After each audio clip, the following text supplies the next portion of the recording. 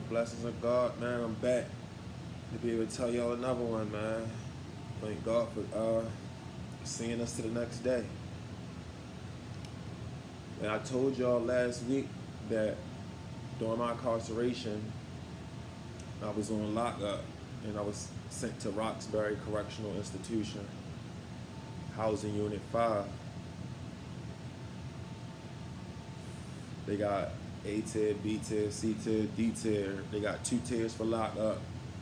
They got a tier for peace, protective custody, and admin. So during my incarceration, I was on one of the lockup tiers. So you guaranteed an hour a day walk. Basically, that's what they call it. I guess that's an hour a day where they take you out in the cages outside and they let you basically, it's a little space where you can just walk around. That's where I get a lot of my pacing from. If y'all don't notice, I pace a lot because like we was in a small space in a cell and that was like the only, like I'd be in my mind, but I'd just be pacing. It just helped me get in my mind, basically make me feel like I'm moving and shit like that.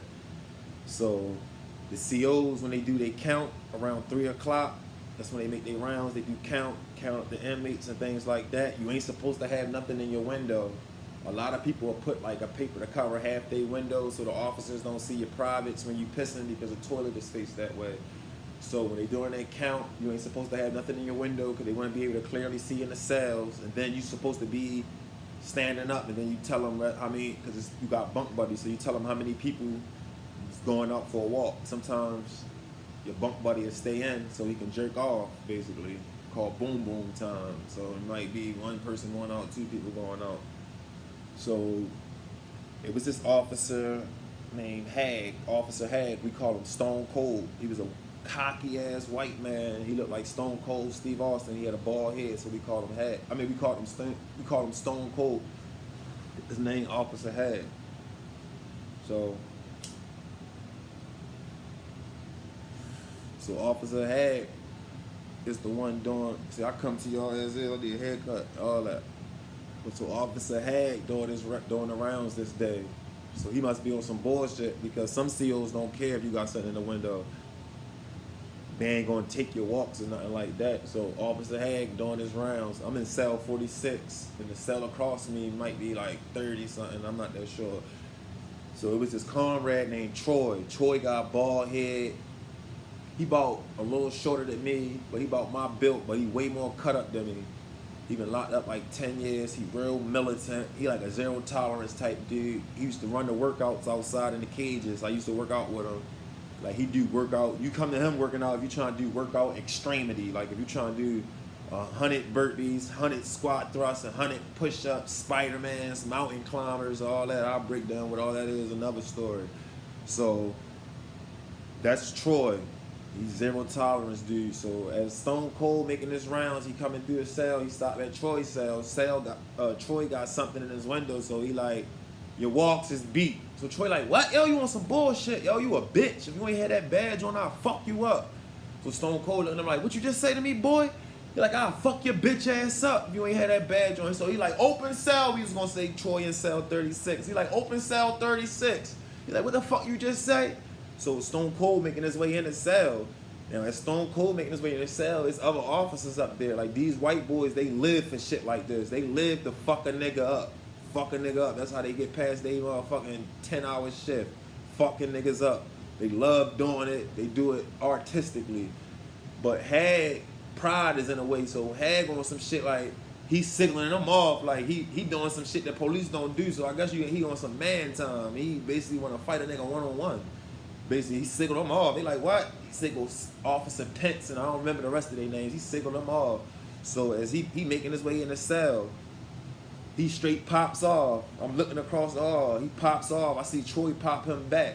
Now they tussling and fighting. I hear keys jingling. As they fighting, they making their way deeper into the cell so I can't see. And the other officers is making their way all in the doorway. And as they doing this, all his comrades on the tier that can see and shit and hear the shit, they kicking the doors, going all crazy. Y'all bitch ass bet not touch him or we gonna flood this bitch. It's gonna be a riot. They like, we not jumping them in. Calm down, guys. We're just watching. So they fight, they get it in. So Stone Cold coming out, he a little bloody. I can't see Troy, so he signaled for the cell to get shut. So the COs all walked off. I guess they going back into the operations. It's nothing, you feel me? Because shit goes off on lockup all the time. So about 10 minutes later, they come running back on the tier. They running Troy's cell. I'm thinking they about to fuck them up and shit like that. They in that bitch, it's like they looking for something. I see they flashlights, they searching and shit like that. So as they come out, I guess they don't find what they looking for. They like, listen, handcuffs are missing. We gonna search and shake this whole building down if we don't get them cuffs. Because mind you, Had gotta turn them cuffs in at the end of the night. Stone Cold gotta turn them handcuffs in at the end of his shifts, or he gonna get in severe trouble. Because for one, he don't belong in no cell fighting and tussling with no motherfucking inmate. So now the higher ups gonna see the shit. There's gonna be handcuffs missing. That's a fucking security hazard and all types of shit. Because nigga can make a weapon out that bitch. You feel me? It's handcuffs. So he like, all we want is the handcuffs back. Just throw them out on the tier. We ain't gonna get nobody gonna get in trouble and shit like that. Nobody moving, nothing happening. They like, all right. They call about 20 more COs to come on the tier.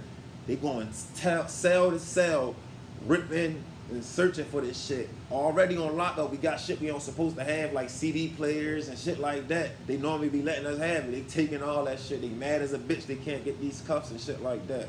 So they motherfucking raping the tier. They fucking that bitch up. Taking niggas double pillows, double mattresses. They fucking this joint up. At the end of the day, they don't get the cuffs back.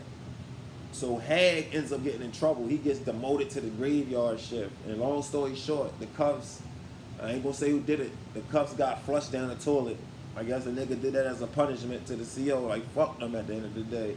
And he wanted them to get into severe trouble. So his handcuffs got flushed down the toilet. They ain't never get them back. He ain't had no handcuffs to turn in. I guess he ain't had no good excuse. So he got put on a graveyard shift. Mind you, he went from working the motherfucking 3 to 11 shift, and now he got to work the 11 to 7 in the morning shift. Like, he got a whole family and all that. So he got demoted to the graveyard shift because he lost his cuffs. But he was a man because he fought the nigga one-on-one. Most of the COs would have just banked you and did some bitch ass shit. So that's the little story about Stone Cold and Troy, Officer Hag, and I'm out.